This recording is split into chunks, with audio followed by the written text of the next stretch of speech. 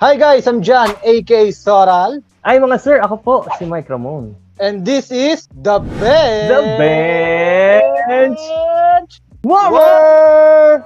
Yan. Di ko alam, baka nauna ako o sakto, di ko lang alam. Edit lang natin. So magandang umaga, hapon, gabi sa inyo. Ito yung bagong segment ng ating channel, Bench Warmers. Pero hindi na ito bago kasi doon sa YouTube channel ni Mike Ramon, ginagawa na namin to. Panay fantasy basketball kasi doon kami medyo biyasa, di ba pre? Hindi nang bisa, pero mahilig pare. Mahilig yung pala, mahilig. Maging biyasa, madadali na lang tayo ng mga batches lete.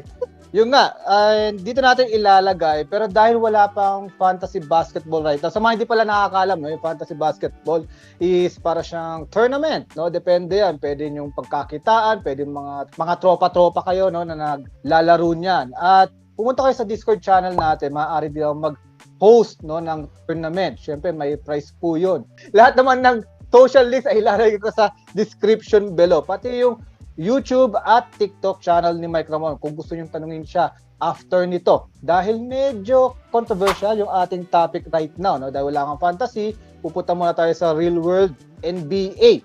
Gusto ko sana pag-usapan yung team ni Mike na Sacramento Kings, kaso hindi pa eh. Hindi pa lang. Wag na, ayaw mo yan. Wag muna. Doon tayo sa recent na nag-champion, which is Golden State Warriors.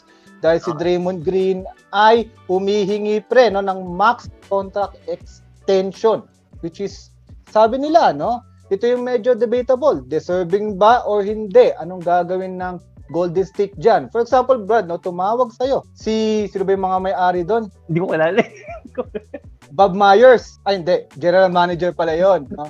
Sila Joe Lacob pala. Yan. Pati yung isa, nakalimutan ko yung pangalan. Sorry po.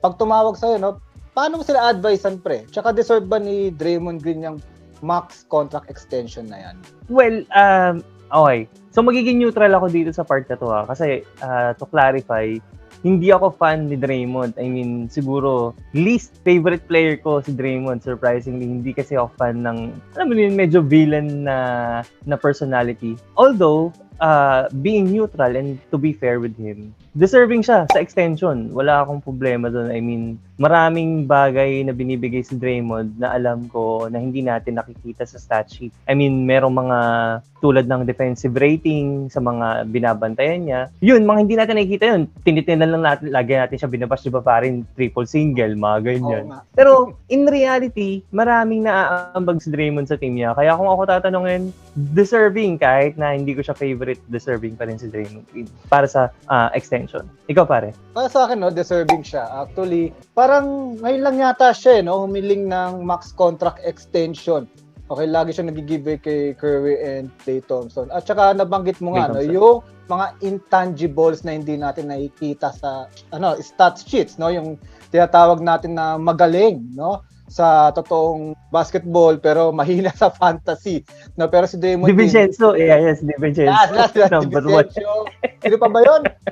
Buta ko yung mga favorite natin player dyan. Pero si Draymond Green, surprisingly, kahit sa fantasy, medyo may naiaambag talaga yan. Tanggalin mo lang yung turnovers. Pati field goal percentage, meron naman. So, deserving siya, no? Deserving si Draymond Green. Ang tanong na lang kasi, yung Warriors ba is kaya ba punan yung max contract extension na yon? Dahil si Draymond Green, kahit paano, may player option yan. Pwede niyang i-sign off yan, no? Para sa susunod na taon is makapaglaro siya sa Warriors, siya magdidesisyon yan, hindi yung team. Unlike si Wiggins pati si Poole, hanggang ngayon lang yung kontrata. So, feeling ko mas ipaprioritize sila si Wiggins pati si Poole. Then, depende na lang kung ano yung mangyayari, no, sa playoffs, sa championship, kung mag-champion man sila. Kasi feeling ko, back-to-back champion. Welcome kayo mga bashers, no? Ayun ang feeling ko, back-to-back champion ng Golden State. So, kung mapupulot nila yon, baka mag-sacrifice yung mga owners, no, ng Golden State Warriors. Yan, baka mag-sacrifice sila ng luxury tax para pagbigyan si Draymond. Well, I have to agree. Ang tawag dito, kung sa state ngayon ng Warriors, tingin ko mas ipaprioritize nga nila si Andrew Wiggins at si Jordan Poole kasi yun yung future eh. I mean, nakita naman natin ang performance ni Draymond Green over the years. Kung ako tatanungin, yung pinakamalakas ni Draymond Green, yung natalo sila sa Cleveland, yung 2015-2016. For me, ako yun yung pinakamalakas or yun yung pick ni Draymond. And ang defensive player kasi, ang problema sa kanila, over the years, bumababa ang value niyan. And sila Meta World Peace, sila Ben Wallace. For sure, in the future, si Marcus Smart. Hindi yan tulad ng mga high scorer na hindi sobrang laki ng downside after ng ilang taon. So, given na 10 years na si Draymond Green sa NBA, I doubt na papunta pa lang siya sa peak at 32 years old. So, kung ako tatanungin, pipili na lang si Draymond kung titimbangin niya kung yung legacy niya o pera. Well, kung legacy ang titimbangin niya, mag-cut na lang siya. I mean, hindi na siya humingi ng max extension. Pero kung pera ang habol niya, then for sure, marami naman ibang teams na gusto naman din siyang kuhanin bilang yung mga intangibles niya mataas talaga. So yun, meron din nagtanong sa ating TikTok account. If ever, yung nasabi mo nga, na timbangin ni Draymond Green ang pera, okay? Sino ang mas pipiliin mong maaring kapalit niya sa Golden State Warriors? Pili mo, sino mas deserving or mas papantay doon sa ginagawa niya ngayon sa Warriors? Good question. Medyo mahirap yan kasi nga medyo unique yung ability or yung skills ni Draymond. Bihira ka makita na mataas yung defensive rating and at the same time may passing. Tinry ko yun siyang engage kasi tulad yan, kung mataas ang defensive skills, may Rudy Gobert ka, hindi naman pumapasa yun makakuha ka ng ibang defensive player tulad nila Bruce Brown, hindi naman din pumapasa yun. So, mahirap yung ganong combination. So, titimbangin mo na lang kung anong gusto mong mas prioritize kung ikaw yung nasa Golden State, kung kukuha ka ba ng mas focus sa defensive rating o mas focus sa passing skills. So, kung defensive rating siguro, pupunta ako sa medyo mga bata-bata. Tulad ni Herb Jones pare, yung sa New Orleans Pelicans. Bata lang yun. Rookie yun last season, so sophomore siya this season. Pero ang taas ng defensive rating nun. Yung IQ, tsaka perimeter and inside defense nun mataas. So, mababa lang value nun kung ako sa Golden State. Try nilang habulin yan. Magandang fit yun sa Golden State. Si Herb Jones. Akala ko, pre, pag sabi mong bata, mga 12 years old, 11 years old, ano pala, rookie pala. Rookie. Inawin mo kasi, pre, baka maano. Rookie.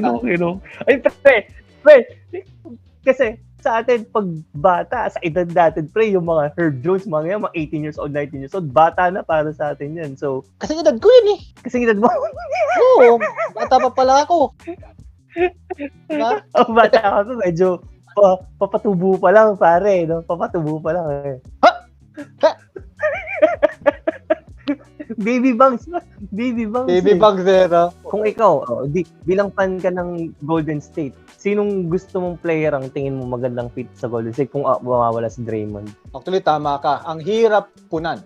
No? Yung may defensive rating, pati may leadership. Dadagdagan ko pa, Brad, experience sa playoffs.